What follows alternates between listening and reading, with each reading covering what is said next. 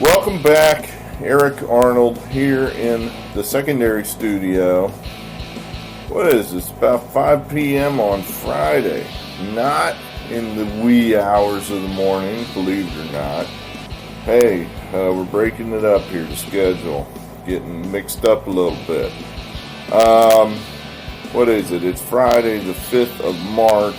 Welcome. We're going to talk some college basketball here. We've got one of the biggest days of college basketball all season long coming up here. That last Saturday game here where the conference seasons are coming to an end. Some of the teams are now into their conference tournaments. You know, dozens and dozens and dozens of good games. In fact, so many good games, I've decided we're going to break this up into 2 episodes. I've got 12 picks for you here in this initial episode, and then I'll be back to work here. We'll have an interlude where the wife will come home. We'll go out to eat. I'll have a couple. And then we'll try to come up with probably 12 more for, these picks are going to cover from tip-off around noontime upwards through the early afternoon, maybe upwards to about 3 o'clock. And then the late afternoon night games, that'll be in the next episode. So I anticipate there'll probably be at least 12 more picks than that, maybe more. But anyway, thanks for being here. Thanks to anyone that's hit the like button or subscribed. My notes say I'm supposed to salute you sure about that. He likes when I do that. He's probably, he thinks he's the number one fan, but we just don't hand that out to anybody. So, but he's definitely in the top 5, I would say. So, thanks for being here. You sure about that? Good, great. Where are we at? Let's recap Thursday. Was it Thursday? That was pretty blah. We were on a roll, and then, now I don't know where we are. We did okay in the A10 tournament. We had 2 winners, 1 loser there. We were right where we wanted to be with Duquesne, right where we wanted to be with Dayton. And then, I don't know what we were doing playing St. Joe's. I mean, we won 1 game with St. Joe's. That was like stealing money because I still don't think that team's very good, and I really don't think the coach is very good. So, they do what bad teams do, hey, we won a game, we're on a roll, and then they get smashed by 34 points by, really pretty pedestrian UMass team.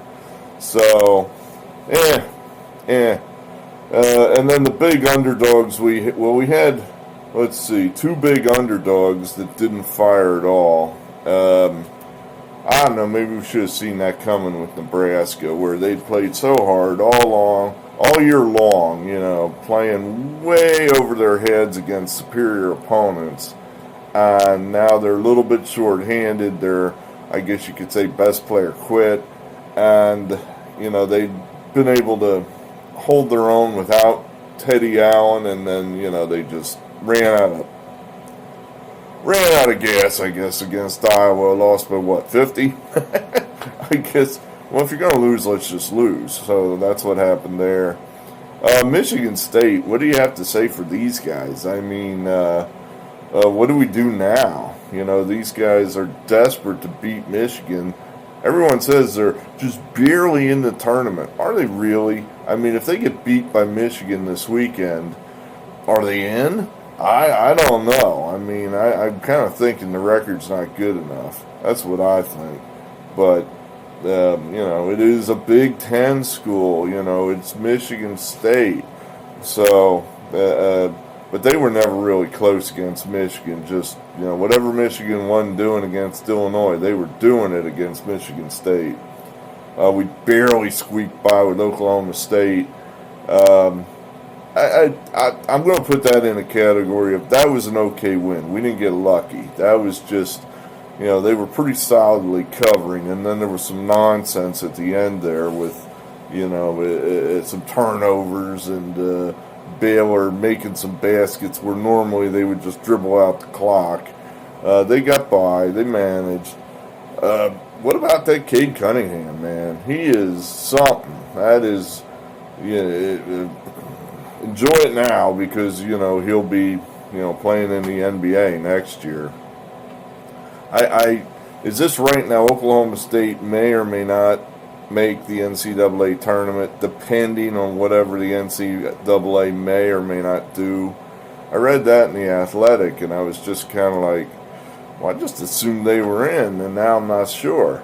So, I don't know. I don't know if it affects them one way or the other. I guess they have to play like we're in.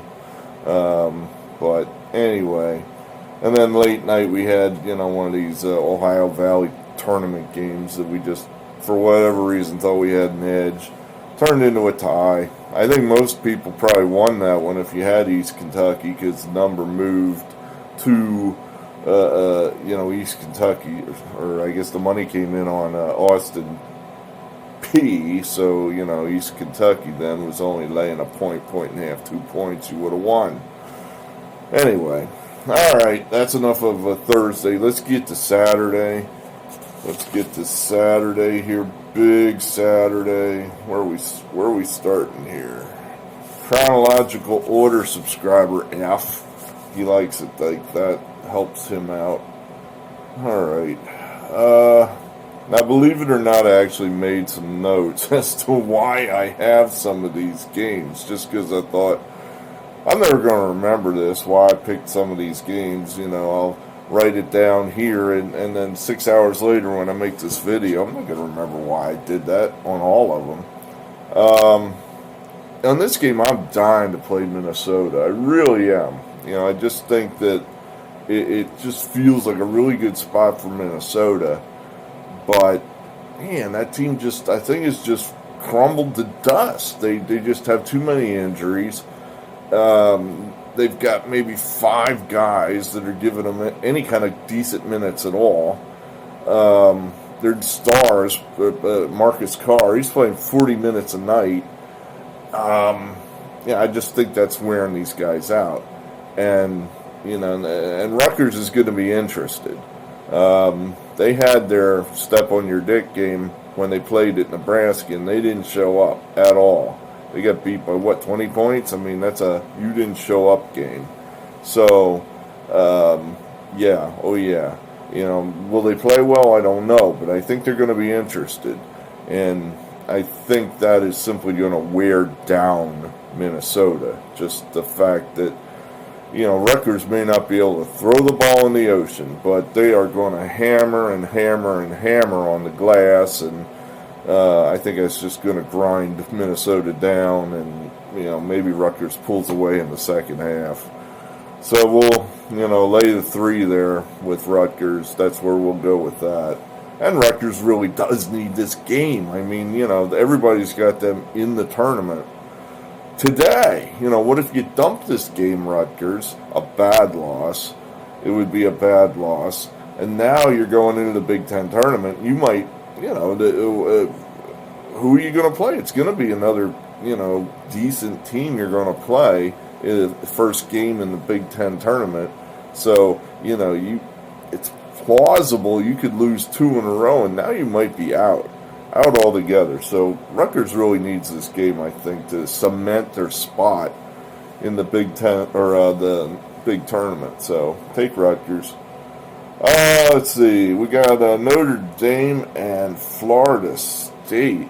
Now, I guess, we've been saying over and over again that Florida State's the best team in the ACC. I guess that's what, there's a little bit of a change up here.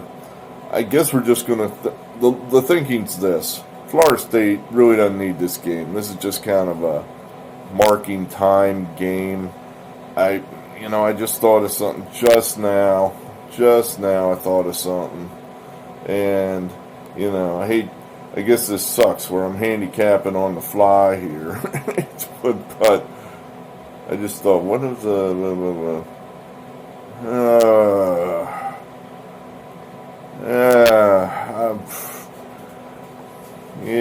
I'm not changing my mind.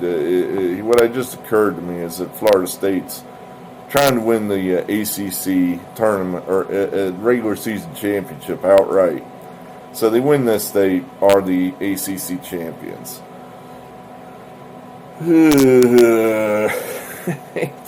I forgot about that. I honestly did.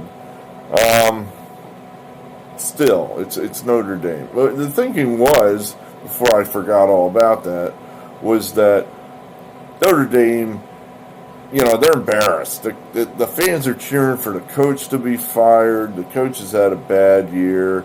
I think the players are embarrassed because, the coach can't play. They're playing. They're on the coach's ass because the players stink. So I would think the players are embarrassed. That's kind of where I'm thinking you might get a real A-plus effort from Notre Dame in this situation. Also that, they know too then that, it's a big game or a pretty big game for Florida State. I'm going to stay where I'm at on this one. We're just going to go ahead and say that, plus I'd have to change the slide, and I don't feel like doing that. So, like I said, we're losing. So if you hear this logic and you go, we just argued for Florida State to win, whatever. You make your own decisions as to whether this makes sense to you or not makes sense to you. But we're going to say this is a contrarian play, a bounce-back game for Notre Dame. Notre Dame's embarrassed. They're going to play hard. That's the thinking. We'll take the 7 at home with Notre Dame. Okay. Pitt, Clemson. We've been doing okay fading Pitt. And I guess we're just going to keep doing that. Clemson's, they're pretty solidly in the tournament. Wouldn't hurt to have another win under their belt. This would be a bad loss. Again, it's one of these, if you blow this game, and now you're into the ACC tournament where you're going to play a pretty good team probably right off the bat.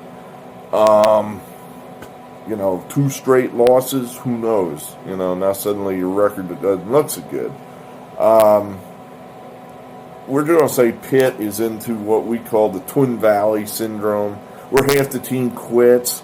That's where I went to high school. I still believe, own the Berks County record for consecutive losses in boys basketball and county play. I think it was 48 straight losses in a row. Why? Well, what would happen is we'd have all these bad kids sign up for the team, and then they'd end up quitting halfway through the year. Now, I'm not saying these kids that quit for Pitt are bad kids. I'm just saying the kids that played on Twin Valley were bad kids, the ones that would quit. You got 2 of their best players left the program. I just think the program's in total flux.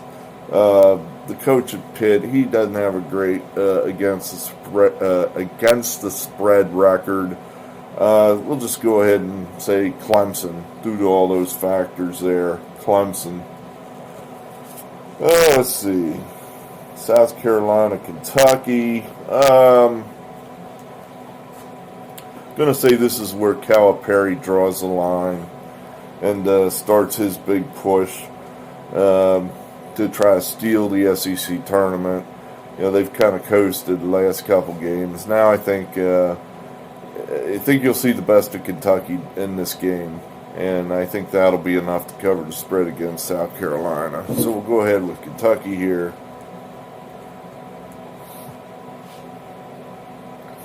Another contrarian play here. Excuse me. We really like UConn. We think that's an up-and-coming team. And then I have a feeling they're going to feature pretty heavily in my brackets when we fill that out in a few weeks. But this is a spot here we think where UConn may be just ready to take a little break. Georgetown's playing well. They're playing well. Perhaps a team that's improving. They're catching a bunch of points. Just kind of think that's where the value is right here. Is that, this is not a spot I would normally be, playing Patrick Ewing against Danny Hurley. But, I think Patrick Ewing's got his team playing pretty well. We're going to take the points here. We'll take Georgetown. Another contrarian play. I've been thinking, it's like I'm losing all year long. I'm figuring I'm losing. I think, pretty well. I've had the public side of damn near 3/4 of the games. Maybe there's something to that. So now I'm kind of looking for some more of these contrarian plays. Normally I would have more of them, but this year it seems like I've been in the public side of a lot of these games, and I think that's kind of why we're losing. So part of why we're losing. Alright, so Georgetown there. Switch the slide. Okay. Back to the SEC, middle of the road game here. Auburn, Mississippi State. Yeah, I still think Mississippi State is on the outside. You know, they could make it. Let's put it that way. They could make it. They need, win this game, win 2 games in the SEC tournament.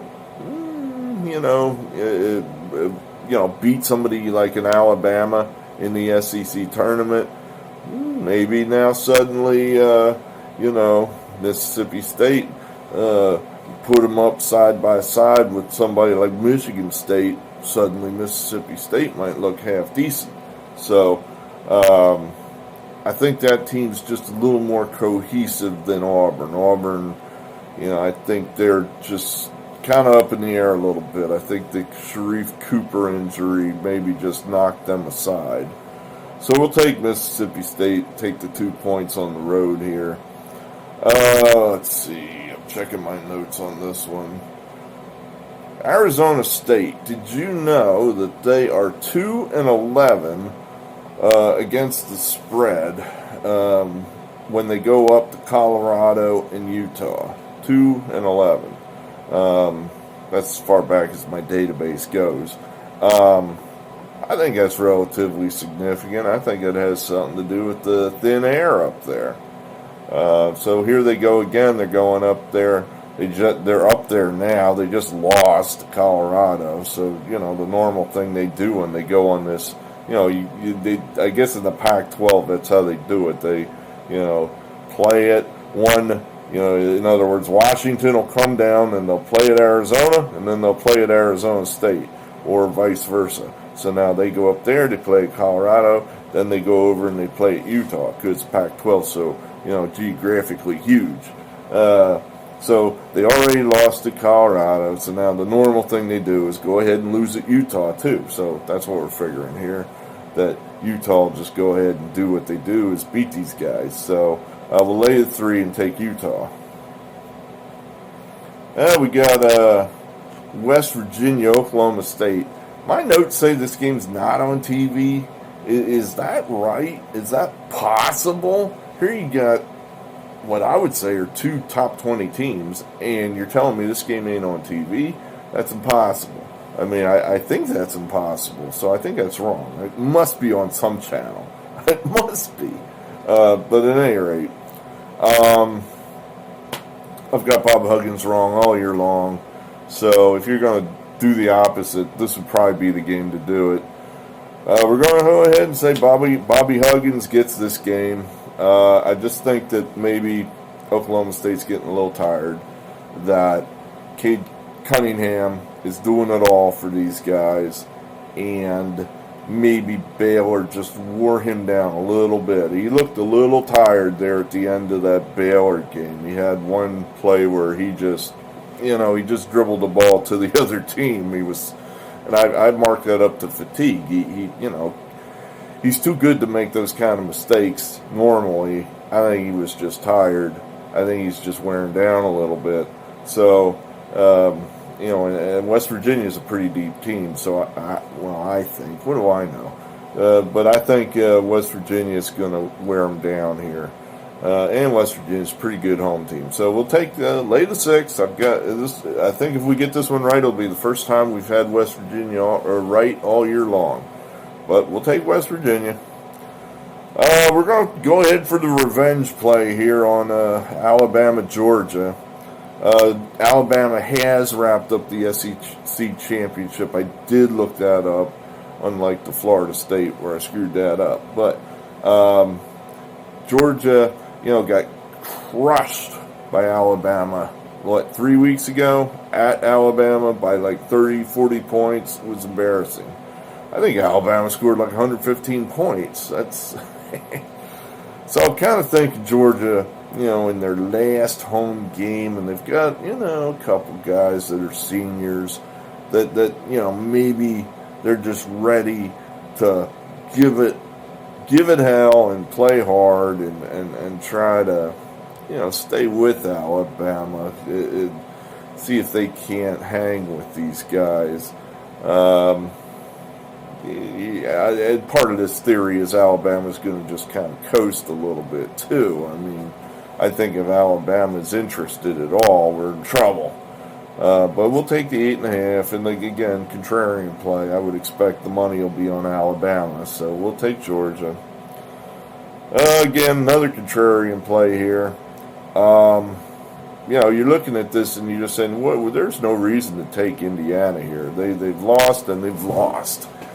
And, down the stretch there in that game, what was that last game they played? Oh, I can't think of the opponent. But they lost. It was a game they really needed. They lost. Jackson Davis, he just, 3 possessions at the end. He didn't touch the ball hardly at all. So I just kind of think Indiana's a broken team. Of course, why are we on them? Yeah, there they are. I'm arguing against my pick again. It should tell me right there I'm in the wrong place. The theory here is that that's just too many points, 7.5. I just think that Indiana will play hard, may not necessarily play well, but they'll play hard. I think Purdue might just coast a little bit, and, Indiana will end up losing by 6 or something. That's the thinking, so we'll go ahead. Another contrarian play. I would imagine the money will be on Purdue. All right, home stretch. Where are we at here? I'm drawing a blank. That's the SoCon, right? The SoCon, the Southern Conference. We got a quarterfinal game here. East Tennessee State, Chattanooga. These teams have already played twice this year. The games, I think, were 2-point deals each time, Chattanooga winning each of them. I guess that's what I'm thinking is it's hard to beat a team 3 times in a year. So we're going to go ahead and say East Tennessee State gets its vengeance here. Plus, if I looked this up, East Tennessee State generally in the past 10 years has had it over Chattanooga. That's a team they've generally handled in the past 10 years. Now, granted, the coach that was generally doing the handling, he's not there anymore. They have a new guy now. But I think we're just going to go ahead and say, you know what, when the chips are down, East Tennessee State's going to do what they normally do, and that's beat Chattanooga. So we're going to lay the 1 point. It's probably going to be a nip and tuck game, and maybe East Tennessee State gets done by a field goal, maybe a 3-pointer, and they advance. So that's how we see that. Lastly, in the SEC, we got 2 more tournament teams. We got LSU and Missouri playing each other. Both teams coming off wins. I think Missouri is just going to... that game at Florida was one they had to have. And they played well for 38 minutes. They were winning. They had it. They were up, what were they up, like 9 with 2 minutes to go? And they blew it. They blew it. Florida tied the game. So now it's almost over and you blew it. And you get the ball and you got one shot here to win the game or it's going to overtime and you're losing. You just blew a 9-point lead. You're dead. You're dead in overtime. So you got one shot here to win it. And Drew Smith, I did look that up, the guard for Missouri, he makes a miraculous drive to the basket, beats his man, gets around the shot blocker, lays it in, reverse layup, woo, they win. And they had to have just flown home without the airplane after that game was over. So that's what we're thinking here. Missouri's walking on water right now. They're feeling good. Last game at home, they've got a pretty big senior class there. I looked that up. They're probably pretty psyched to play at home their last game. Everyone will hug them if they play well, and the 6 people that are going to be allowed to attend by the government, they'll applaud. The friends and family, they'll be all happy and cry when their son comes off the court for the last time. So I'm thinking, Missouri's going to be cranked up just a little more than LSU for this game. So that's where we're taking Missouri at home. Lay the 1 point. Okay, so there you go, 12 games. That's your early set for Saturday, the 6th of March. Like I said, I anticipate having the rest of the slate probably in the wee hours of the morning. We'll do it. We'll make a pledge to you to get it done unless something really unusual happens tonight, like, oh, well, I just get drunk. Okay, that's not that unusual. But if I only get sort of kind of buzzed, then we'll get it done for you. And that's generally, I have my AARP card. I hardly ever get drunk anymore. So, all right, thanks for being here. I hope that didn't show up on the screen there. I forgot to shut the damn phone off, and this is one of the problems where, you're shooting these things in the middle of the day, and the phone's active, people are calling you. So I hope that didn't show up on the screen, or, well, it'll look like shit. Alright, very good. Where were we? That's it. We're saying goodbye. Hit the like button, all that good stuff. Thanks, and we'll see you later today, or tomorrow morning, early tomorrow morning.